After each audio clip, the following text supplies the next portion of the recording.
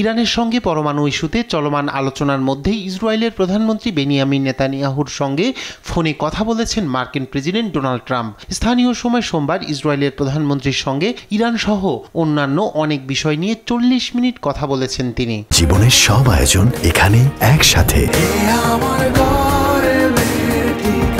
Phone আলাপের পর ইসরায়েলের প্রধানমন্ত্রীর কার্যালয় এক বিবৃতিতে জানায়, দুই নেতা তেহরানের সঙ্গে ওয়াশিংটনের চলমান পারমাণবিক আলোচনা নিয়ে কথা বলেছেন। এতে আরও বলা হয়, ট্রাম্প নেতানিয়াহুকে জানিয়েছেন চলতি সপ্তাহ শেষে ইরানের সঙ্গে আরও এক দফা আলোচনা করার পরিকল্পনা রয়েছে।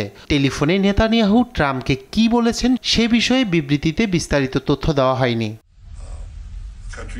এদিকে ফোন আলাপের পর হোয়াইট হাউসে সাংবাদিকদের নিজেই এ বিষয়টি নিশ্চিত করেন ট্রাম্প। তাদের আলোচনা খুব ভালো হয়েছে বলেও মন্তব্য করেন তিনি।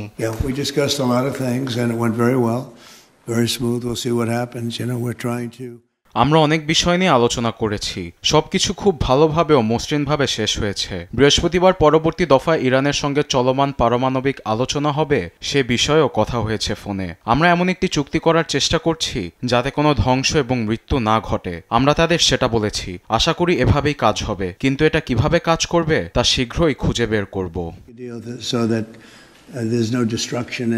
তবে সোমবার ইরানের পররাষ্ট্র মন্ত্রণালয়ের মুখপাত্র ইসমাইল বাঘাই বলেছেন, আগামী রোববার মাস্কাটে ইরান মার্কিন পরোক্ষ আলোচনার পরিকল্পনা করা হচ্ছে।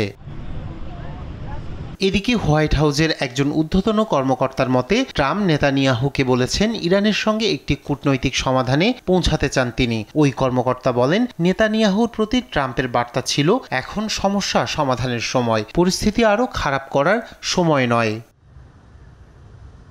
রায়হান কবির শুভ্র, নিউজ ডেস্ক, দেশ টিভি।